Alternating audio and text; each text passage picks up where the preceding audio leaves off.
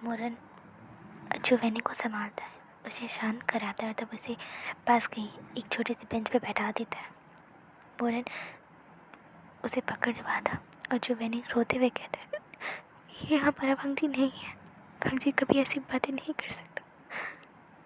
ये सब की वजह से उसके ऊपर बहुत गहरा असर हुआ है। भंगी अब वो किसी पे भरोसा नहीं करेगा। मुझे नहीं लगता कि वो कभी भी इन रिश्तों पे भरोसा करेगा। उसका दिल एकदम चकनाचूर हो चुका है। मैं नहीं जानता मोरन, हम अपने पुराने भंगी को कभी देख पाएंगे या नहीं। पर शांत हो जाओ, ओके? हम सब ने सब बातें सुनी है, ठीक है? शांत हो जाओ। और तब जुवेनी अभी भी मोरन को हक करके रो रहा था और तब विंग सबकी तरफ देखते हुए कहता है, प्यार ही है जो भांजी को ठीक कर सकता है। वो बाकी सबकी तरफ देखते हुए कहता है, आप सब मेरा साथ दीजिए, हम सब मिलकर उसे ठीक करेंगे। अगर हमने उसे हर्ट किया है तो हम उसे सही करेंगे। हम उसे उतना प्यार करेंगे कि वो वापस हम पे यकीन करे, हमारे प्यार पे यकीन करे, प्यार के ऊपर यकीन करे। वो इसे कोई धोखा, फरेब या खेल ना समझे। मैं उससे शादी करूँगा और उसे बताऊँगा कि मेरा प्यार उसके लिए सच्चा है। कोई धोखा, खेल या हवस नहीं है मेरे लिए उसके अंदर। मैं उसे प्रूव करूँगा, मैं उसे वही वांगजी बनाऊँगा जिससे मैंने प्यार किया था। वो शरारती, वो नखरेबाज, वो लड़ाकू, सिद्धि, घमंडी, वही वांगजी मैं उसे दोबारा बनाऊँगा। और विंग अपनी आंखों के आंसू को पोंछता है और तब वो सीजन की तरफ देखते हुए कहता है, क्लैन लिटिलान, तैयारी शुरू करिए शादी की और जल्द से जल्द मैं से शादी करना चाहता हूँ। वो सभी नोट करते हैं और तब यहाँ से सीधे सीन शिफ्ट होता है एक हफ्ते बाद का। वांगजी और वुशियान दोनों ही एक दूसरे के सामने थे, फुल्ली रेड क्लोथ में और कवर हुए।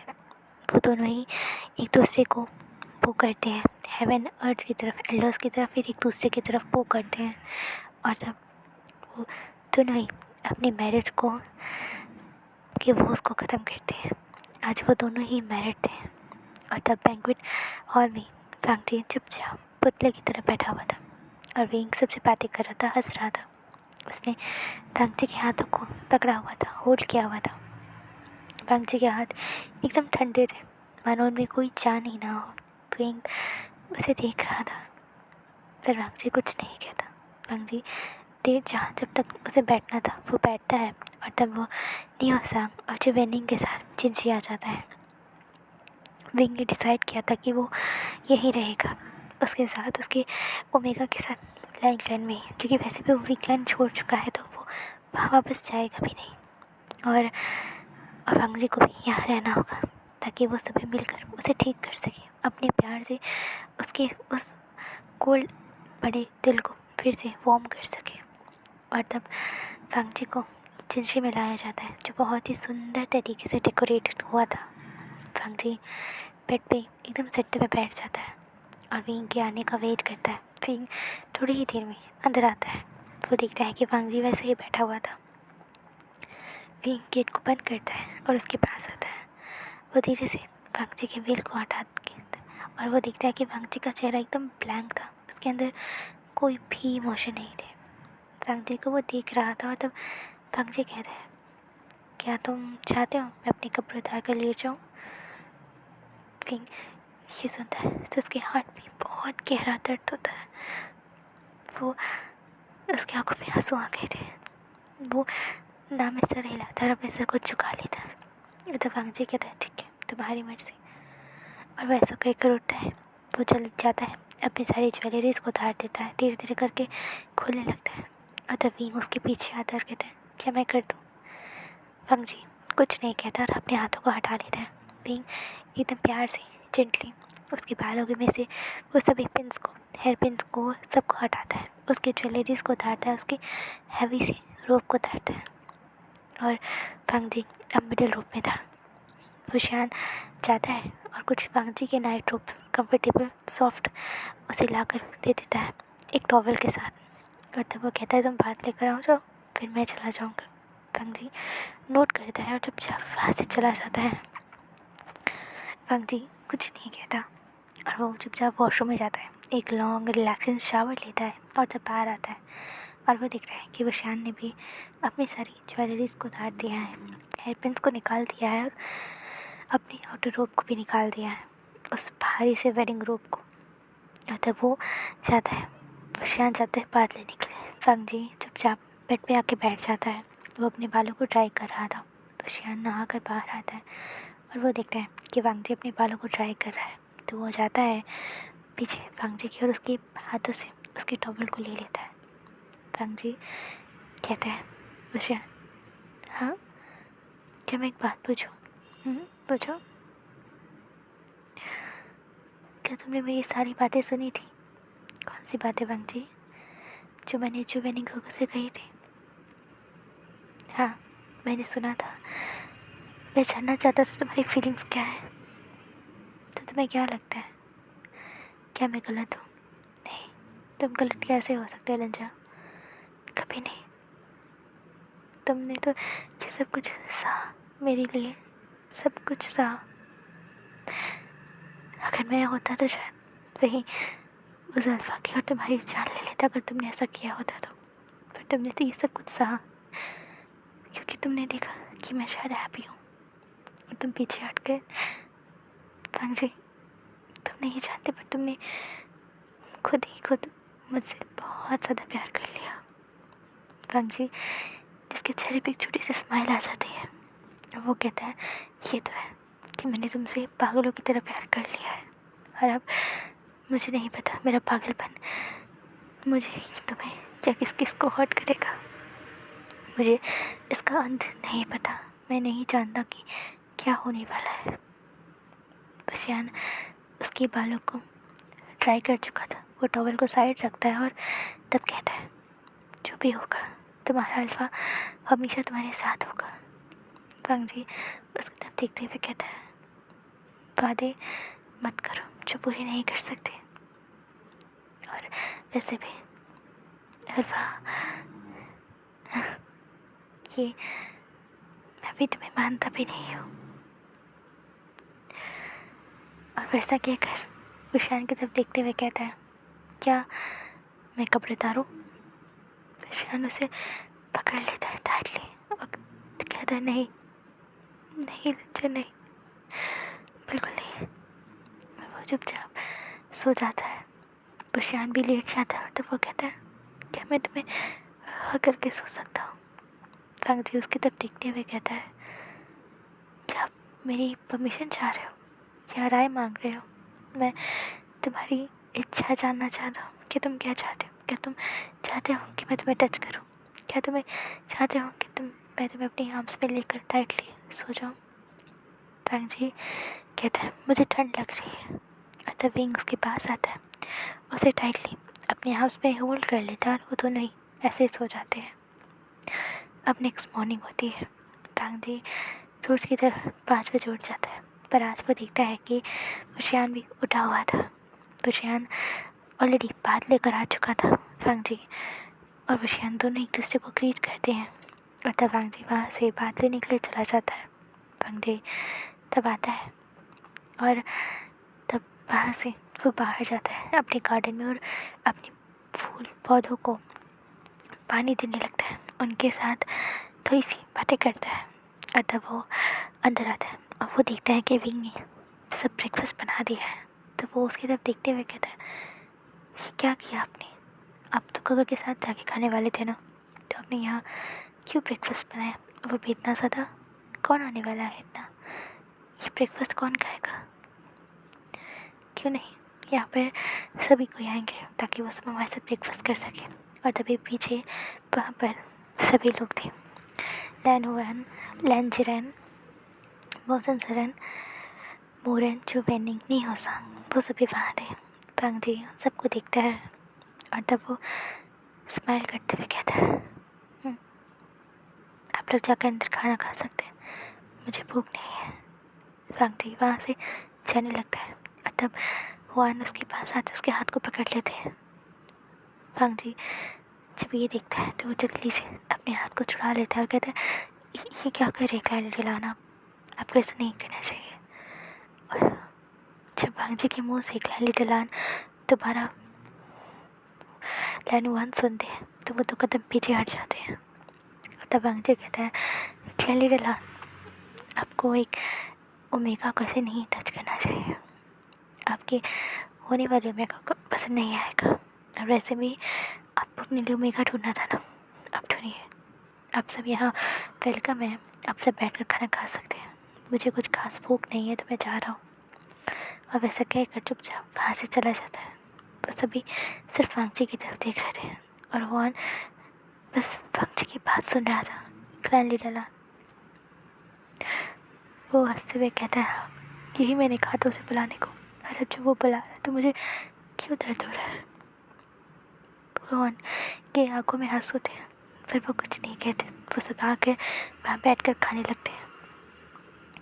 पर हमारा विंग कुछ खा नहीं रहा था, वो बाकी सबको देखता है, कहता है, मैं वांगची के पीछे जा रहा हूँ।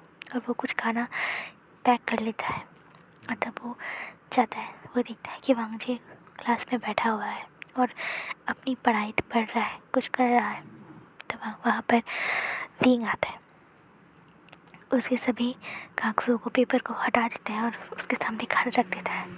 वांगची उसे देखते हुए कहता है, शेजन, आपको ऐसा नहीं करना चाहिए। विंग मुस्कुराते हुए कहता है, हाँ, पर उसके स्टूडेंट को भी अपने खाने के साथ नहीं खेलना चाहिए। तुम ऑलरेडी बहुत वीक हुई, बात में पता है, तुम इसलिए बीमार हो गए थे क्योंकि तुम खाना नहीं खा रहे थे। हाँ तो क्या हुआ, मैं मरा ही नहीं ना, मैं चाहता था मैं मर जाऊँ, पर मैं बहुत ढीठ हूँ, मरा ही नहीं तो क्या करूँ। विंग कहता, प्लीज़ ऐसा मत कहो। क्यों ना कहो, मैं जो मैं सच है, मैं बोल रहा हूँ। विंग कुछ नहीं कहता और फिर उसके लिए खाना सर्व करता है। वांगजी चुपचाप बैठकर वहाँ खाना खाता है। पूरा खाना फिनिश करने के बाद विंग और वांगजी ऐसे ही पढ़ाई करने लगते हैं। वांगजी को विंग फिर से वैसे ही पढ़ाने लगता है, बहुत ही प्यार से, कैजुअली, बहुत ज़्यादा अटेंशन देकर। पर वांगजी अब उसके लिए मानो फिर से वही पत्थर दिल बन गया था, और भी ज़्यादा। वांगजी कोई भी रिएक्ट नहीं करता। और अब जब लंच की बारी थी तो वहाँ पर वांगजी का हाथ पकड़ के वो हुआन के कमरे के बाहर चला जाता है, पर वांगजी तुरंत ही वहाँ रुक जाता है। विंग पीछे पलट कर उसकी तरफ देखते हुए कहता है, क्या हो लंचा, चलो। वांगजी कहता है, नहीं, यहाँ मैं वेलकम नहीं हूँ, यहाँ वांगजी की कोई ज़रूरत नहीं है, वांगजी यहाँ नहीं जाएगा। वो ऐसा कहकर विंग के हाथ को छोड़ देता है और अपने हाथ से छुड़वाता हुए वहाँ से चला जाता है। और ये सभी बातें अंदर बैठे लोग देख रहे थे, सुन रहे थे। तब निहसंग उठते हुए बाहर आता है और तब वो कहता है, आप शांत हो जाइए, मैं ऐसे कुछ खिला दूँगा, आप चिंता मत करिए, मैं इसके पीछे जाता हूँ। वांगजी के पीछे निहसंग आता है, तब वो कहता है, क्या कर रहे हो वांगजी, तुम सबको हर्ट कर रहे हो। वांगजी, इसके चेहरे में कोई एक्सप्रेशन नहीं थे, निहसंग की तरफ देखते हुए कहता है, पता नहीं निहसंग, मैं किसी को हर्ट कर रहा हूँ या नहीं, बट मुझे इससे कोई फ़र्क नहीं पड़ रहा, मैं बहुत रिलैक्स्ड हूँ और बहुत ठीक हूँ, और तुम मेरी फ़िक्र मत करो, अपने लिए कल जैसा अल्फा ढूंढना, समझे। निहसंग हंसते हुए कहते हैं, अल्फा ढूंढूं, बिल्कुल भी नहीं, मेरे काका मेरे लिए ढूंढेंगे, अगर मैंने किसी और को पसंद किया तो मेरी दांत तोड़ देंगे। वांगजी हंसते हुए कहते हैं, ये तो है, निमिन जगह बहुत स्ट्रिक्ट है, इसीलिए। और चलो हम कुछ खाते हैं, मुझे भूख लगी है, पर तुम खाए क्यों नहीं, तो बाहर आ गए थे तो मैं कैसे खाता। अच्छा ठीक है, चलो। और वो दोनों जाते हैं, जिनसे भी कुछ केक कुक करते हैं और फिर वही जिनसे में बैठ के वो दोनों खाना खाते हैं। और यहाँ पर हुआन, जिसके आंखों में आंसू आ गए थे, आज उसने वांगजी की सभी पसंदीदा चीज़ें बनाई थी, पर आज वांगजी उसे खाने के लिए नहीं था। हुआन अपने अंकल की तरफ देखता है और तब वो सीधे जाकर अपने अंकल को हक कर लेता है और वो रोते हुए कहता है, अंकल, मैंने बहुत बड़ी गलती कर दी, मैंने वांगजी को बहुत हर्ट किया है, शायद सबसे ज़्यादा हर्ट किया है। वांगजी हमेशा ही भाग कर आता था मेरे खाने के लिए, पर आज वो मेरे रूम में मुझसे मिलना नहीं चाहता, मेरी खाने को देखना नहीं चाहता। जो वांग जी मेरे खाने के लिए हमेशा फाइट करता था, आज उसे ये खाना नहीं चाहिए। क्या हमने उसे इतना हर्ट कर दिया है अंकल? क्या वो हमें कभी माफ़ नहीं करेगा? वो बहुत ज़्यादा डरा हुआ है, उसे बहुत ही जेंटली हमें हैंडल करना होगा। विंग भी अंदर आता है और तब वो कहता है, सचिन काका आप चिंता मत करिए, मैं उससे बात करूँगा। नहीं विंग, वांग जी उनमें से नहीं है जो समझ जाएगा इतनी जल्दी, हमें उस पर बहुत मेहनत करनी पड़ेगी। और तब ऐसे ही पूरा 1 महीना बीत गया था, कुछ अंतर नहीं था।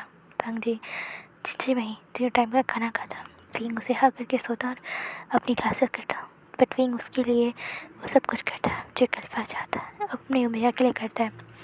उसके लिए फ्लावर्स लाना, गिफ्ट लाना, उसके लिए अपने हाथों से कुक करना, उसके अपने हाथों से ब्रेड्स बनाना, उसके बालों को अच्छे से टाई करना, यहाँ तक कि विंग खुद पूरे घर के काम करता था।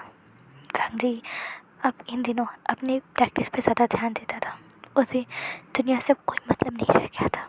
वो अक्सर बातें भी नहीं करता था ज़्यादा, वो जो वैनी मोरन नहीं हो सकते जो थोड़ी बातें करता था बस उन्हीं से, बाकी किसी से भी वो ज़्यादा नहीं बोलता था। और वो सिचन काका को फुल इग्नोर करता था, अगर वो आते भी थे तो इतना फॉर्मली नहीं ग्रीट करता था कि सिचन चाहकर भी कुछ बोल नहीं पा रहे थे। और इस 1 महीने को देखकर सब हैरान थे कि वांग जी के अंदर कोई चेंजेस नहीं थे। वांग जी ये सब कुछ एक्सेप्ट नहीं कर पा रहा था। और तब एक दिन जब ये सब हो जाता है तब अगले दिन सभी जिनसे पहुंच जाते हैं और तब वांग जी को बीच में बैठाकर उसके आसपास सब बैठ जाते हैं। और तब जो वैनी कहता है, बताओ क्या दिक्कत है तुम्हें? हाँ, वांग जी कहते हैं, मुझे कोई दिक्कत नहीं काका। क्यों कह रहे हैं ऐसा? हाँ देखो सब हर्ट हो रहा है, सबको पेन हो रहा है। वांग जी हंसते हुए कहता है, पर ये मैंने नहीं किया, मैंने किसी को भी पेन नहीं दिया, ये आप सबका पेन है, आप सबकी गिल्ट है जो आप सबको मार रही है अंदर से, इसमें मेरी कोई गलती नहीं है। आप लोग जो कह रहे हैं मैं वो कर तो रहा हूँ, एक को डोमेगा की तरह अच्छे से बिहेव तो कर रहा हूँ, इससे ज़्यादा और अब मैं क्या ही करूँ? जिनन कहते हैं, वांग जी हम सबको माफ़ कर दो। वांग जी हंसते हुए कहते हैं, पर मैंने तो आप सबको पहले ही माफ़ कर दिया है, तो खुद को माफ़ कर दो। अब फाइनली विंग उसकी तरफ देखते हुए कहता है, तुमने अभी तक खुद को माफ़ नहीं किया, तुमने सबको माफ़ किया पर खुद को नहीं। तुम हमसे ज़्यादा खुद को टॉर्चर कर रहे हो, खुद को तकलीफ़ दे रहे हो, खुद को पनिश कर रहे हो। कब खुद को माफ़ करोगे? हाँ, वांग जी हंसते हुए कहता है, कभी नहीं, मैं खुद को कभी माफ़ नहीं कर सकता। कभी जब तक जिंदा रहूँगा मैं हमेशा खुद को कर्ज करता रहूँगा। विंग हंसते हुए कहता है, एक दिन मैं इस लैन वांग जी को प्यार करना सिखा दूँगा। वांग जी हंसते हुए कहता है, देखेंगे प्यार करना कैसे सिखाया जाता है, प्यार करना कैसे सिखा पाएंगे आप। तो मैं इस एफएफ का सेकंड सीज़न लाना चाहती हूँ। तो गाइज़ अगर आप सबके पास इस सीज़न से रिलेटेड कोई भी आइडियाज़ है, कोई भी सजेशन है सेकंड पार्ट के लिए, सेकंड सीज़न के लिए, तो आप प्लीज़ मुझे बताइए कमेंट सेक्शन में। एंड हाँ, नेक्स्ट इस स्टोरी का सेकंड सीज़न का मैं इस स्टोरी का क्या नाम रखूँ, आप प्लीज़ मुझे एक बार सजेस्ट कर दीजिए, क्योंकि इस स्टोरी को आप सब ने बहुत प्यार दिया है। हाँ, हालांकि इसके ऊपर बहुत सारी कॉन्ट्रोवर्सीज़ भी हुई हैं, कॉन्ट्रोवर्सीज़ जो भी होता है शायद मैं इसे प्रोनाउंस अच्छे से नहीं कर पा रही हूँ, बट इस पर काफ़ी हुई है, बवाल जिसे कह सकते हैं हम लोग। बट ये स्टोरी आप सबको काफ़ी पसंद आई है, तो इसका सेकंड सीज़न मैं लाना चाहती हूँ। अगर मेरे पास कोई अच्छी सी स्टोरी लाइन बनी या अगर आपकी सजेशन से मुझे कुछ पसंद आया तो मैं ज़रूर इसका सेकंड सीज़न लाऊंगी। पर अगर मेरे पास कोई स्टोरी लाइन समझ नहीं आई और आप सबके रिस्पांस भी मुझे नहीं मिले या स्टोरी लाइन मुझे नहीं मिली तो मैं नहीं लाऊंगी। आप सब मेरे एफएफ सुनते रहिए। आप किसी भी बाकी एफएफ में फ़िलहाल के लिए आप मुझे बता सकते हैं स्टोरी लाइन, क्योंकि इसके बाद मैं एक और एफएफ लाऊंगी एंड उसके बाद मैं इस सेकंड सीज़न का सोचूंगी इसके। बट अगर मुझे कोई रिप्लाई या कुछ समझ नहीं आता तो ये इसकी हैप्पी एंडिंग है, आप समझ लीजिए अपने तरीके से कि यहाँ खेल इनका ख़त्म हो गया, शादी वादी हो चुकी है, तो अब जो करना है वो तो मियाँ बीबी जान जाए, अपना लड़ मर के एक साथ रहना है तो वो लोग रहेंगे ही। तो इसके साथ ये स्टोरी यहीं ख़त्म होती है। सो आई होप कि आपको ये स्टोरी पसंद आई होगी, होप सो कि पसंद आई है। इतने सारे बवाल करने के बाद आपको ये स्टोरी पसंद आई है। तो फिर चलिए इसके बाद हम नेक्स्ट शियानविंग FF में मिलते हैं और आई होप कि आप उसे पसंद करेंगे। हालांकि उसमें मुझे लगता है कि इससे ज़्यादा कंट्रोवर्सी होने वाली है क्योंकि उसमें एक और मेन लीड है। मुझे लग रहा है वो FF मुझे शायद मना करना चाहिए, बट क्योंकि वो किसी की रिक्वेस्ट है, किसी की डिमांड है, तो मैं मना तो नहीं कर सकती, बट मैं लाऊंगी, देखते हैं क्या होता है। तो चलिए आज इस FF के साथ मुझे अपनी ऑथर को यही अलविदा कहिए। हम लोग नेक्स्ट FF के साथ कुछ दिन बाद फिर से मिलते हैं। तो तब तक आप मेरे बेबी टू डैडी के FF को सुनते रहिए एंड उसे आपकी पसंद हो तो लाइक कर दीजिए, सब्सक्राइब कर दीजिए, शेयर कर दीजिए। तो चलिए आज के FF पैट को हम यहीं रखते हैं। तो bye bye guys and take care of yourself.